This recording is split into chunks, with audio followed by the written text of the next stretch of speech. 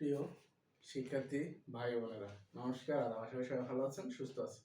তো আজকে অর্থনীতি প্রথম পত্রে একাদশ দ্বাদশ শ্রেণীর অর্থনীতি প্রথম পত্রে একটি টপিক নিয়ে আসলাম। সেটা হচ্ছে যে চাহিদা দাম স্থিতিস্থাপকতা নির্ণয় করো। চাহিদা দামের স্থিতিস্থাপকতা নির্ণয় করো। তো এখানে দেখেন, এখানে একটা ম্যাথ দিছে। এই ম্যাথটাকে আমরা সলভ করবো এখন। তো যারা আজকে নতুন পেজটিতে অবশ্যই ক্লাসটা মনোযোগ সহকারে দেখবেন। অর্থনীতির এই টপিকগুলো খুবই গুরুত্বপূর্ণ। আপনি যদি এই টপিকগুলো, বেসিক যে টপিকগুলো, এগুলো জানতে পারেন, তাহলে অনেকটাই অর্থনীতির বিষয়ে যে সমস্যাটা সহজে সলভ হবে। অর্থনীতি কোনো কঠিন সাবজেক্ট নয়, জাস্ট একটু মেধাটা কাজে লাগান, তাহলে দেখবেন যে অর্থনীতি পানির থেকেও সহজ। অর্থনীতির মতো সহজ হয় না। দেখেন এখানে লেখছে কি, একটি দ্রব্যের পূর্বের দাম একক প্রতি 10 টাকা। একটি দ্রব্যের পূর্বের দাম মানে একটি দ্রব্যের পূর্বের দাম, মনে করেন যে এই কলমটা, এটার পূর্বের দাম হচ্ছে 10 টাকা, মানে এই দ্রব্যের পূর্বের দাম হচ্ছে 10 টাকা। তখন এই কলমটার চাহিদা ছিল, মানে তখন এই কলমটার চাহিদা ছিল 100 একক। মানে 10 টাকা যখন ছিল, তখন 100 জন এই কলমটার চাহিদা নেওয়ার জন্য চাহিদা বা আগ্রহ প্রকাশ করেছে।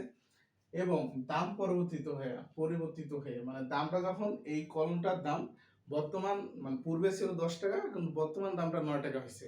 এই কলমটার দাম বর্তমান 9 টাকা হওয়ার কারণে এটা চাহিদা একক প্রতি দাম বাড়ছে কি, মানে চাহিদা একক বাড়ছে কত, 110। মানে আগে চাহিদা ছিল 100%, কিন্তু দামটা কমে যাওয়ার কারণে এখন হয়ে গেছে 110%। তো তাহলে চাহিদা দাম স্থিতিস্থাপকতা নির্ণয় করো। তো এই চাহিদা দাম স্থিতিস্থাপকতা নির্ণয় করার জন্য আমাদের যে সূত্রগুলো আছে, সেই সূত্রগুলো কাজ করব। আগে আমরা এখানে কি কি দেওয়া আছে এই জিনিসগুলো নিব। ধরলাম যে এখানে ধরবো চাহিদা একক ধরলাম আমি Q1 সমান 110। চাহিদা একক ধরলাম Q1 110, আর পূর্বের যে চাহিদা একক, সেটাকে আমি Q সমান ধরলাম কত, 100। পূর্বের যে চাহিদা একক, সেটা আমি ধরলাম Q সমান 100। তারপর আমি দাম আমি ধরলাম, দাম আমাদের অর্থনীতির যে গত ক্লাসগুলো যারা করছেন, তারা অবশ্যই বলবেন দাম আমরা P দ্বারা প্রকাশ করি। তো বর্তমান যে দাম, সেটা আমি P1 দ্বারা প্রকাশ করলাম। সেটা হচ্ছে 9 টাকা। 100 একক, 110 একক। আর পূর্বের যে দাম, সেটা আমি P দ্বারা ধরলাম, সেটা হচ্ছে 10 টাকা। এখন এখানে আমি আর কিছু বের করব। সেটা হচ্ছে আমি Q1 মাইনাস Q, এই Q1 মাইনাস Q করলে কত আসে, 110 মাইনাস 100, তাহলে কি আছে 10। এটাকে আমি কি দ্বারা, ডেল্টা কিউ দ্বারা যদি করি, ডেল্টা কিউ দ্বারা যদি আমি এটা প্রকাশ করি, তাহলে আসে কি 10 টাকা। এটা আছে কত, 10 টাকা। আবার আমি যদি পূর্বের দাম থেকে P1 থেকে P মাইনাস করি, তাহলে আসতেছে কি,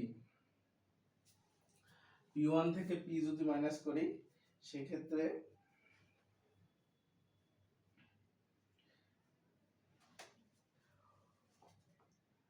এটা আমি যদি ধরি যদি ডেল্টা পি,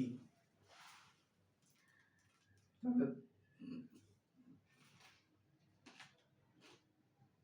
পি থেকে P1, আচ্ছা, তাহলে 9 মাইনাস P1 হচ্ছে 9 মাইনাস 10, তাহলে ডেল্টা পি হচ্ছে কি -1। এটা হচ্ছে আমাদের বেসিক যে তথ্যটা, এই তথ্যটা আমরা নিলাম। সেটা হচ্ছে কি, Q1 হচ্ছে যে ধরলাম Q1 চাহিদা একক, চাহিদা একক হচ্ছে বর্তমান যে চাহিদা একক, সেটা হচ্ছে 110। পূর্বেটা হচ্ছে Q ধরেছি, সেটা হচ্ছে 100। বর্তমান যে দাম, সেটা হচ্ছে P1 9 টাকা। পূর্বের যেটা ছিল, এটা P 10 টাকা। আর আমি পূর্বের এবং বর্তমান যে চাহিদা একক, সেটা মাইনাস করছি। আবার পূর্বের দাম এবং বর্তমান দামের মাইনাস করে মানটা নিয়েছি। এখন আমাদের এখানে সূত্রের কাজ। যেহেতু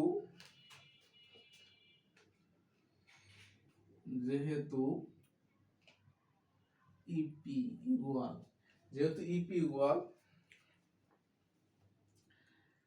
ধরলাম ডেল্টা কিউ, আর এখানে ধরলাম কি delta P, delta Q delta P, আর একটা ধরলাম আমি কি পি বাই কিউ। এখন দেখেন এই ডেল্টা কিউ আর ডেল্টা পি মানে কি Q one minus Q, P one minus P. তাহলে আমাদের এখানকার এই মানটা যদি আমরা এখানে বসাই দিই, তাহলে এখানে মান বসাই দিই কত, উপরে আছে 110 মাইনাস 100, নিচে হচ্ছে কত 9 মাইনাস 10। আবার এখানে পির মান কত ধরবো, এখানে শুধু পির মান ধরবো কত, শুধু পির মান 10 টাকা, এই যে উপরে দিলাম 10, আর শুধু কিউ আছে কত 100, এখানে দিলাম 100। এটা কি, এটা আমরা এখন লিখতে পারি কি মান বসিয়ে। তাহলে এটা আমরা মান বসিয়ে এটা পাইলাম। দেখেন এখানে এ পর্যন্ত কারো কোনো সমস্যা থাকলে অবশ্যই আপনারা কমেন্ট বক্সের মাধ্যমে জানাতে পারবেন। তাই সেখানে আমি এই সাইডে শুধু মানটা বের করে নিয়েছি, পরে আমি এই মানটা এই জায়গায় বসাই দিতেছি। এটা এখন আমি ক্যালকুলেট করবো, জাস্ট এটার কাজ হচ্ছে কি ক্যালকুলেট করা। তাহলে উপরে 100 থেকে 110 মাইনাস করলে কি হয় 10 থাকে, আর নিচে থাকে কি -1, আর এটা আমি 10 আর 100 রাখলাম। এখন এখানে একটা কাজ করতে পারি আমরা, এই 100টাকে আমরা এখানে নিয়ে আসলাম 100, আর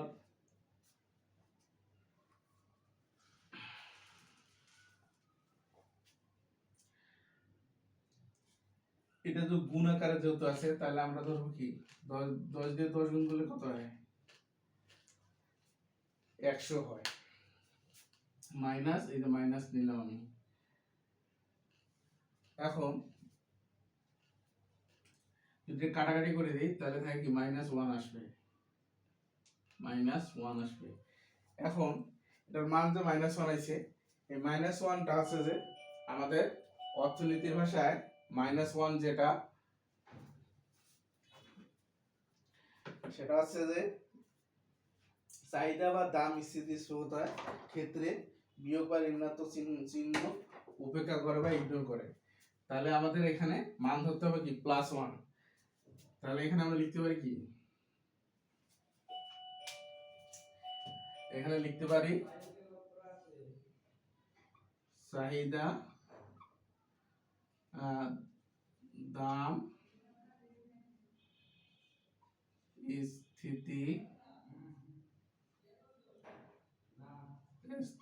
স্থিতিস্থাপকতার মানের ক্ষেত্রে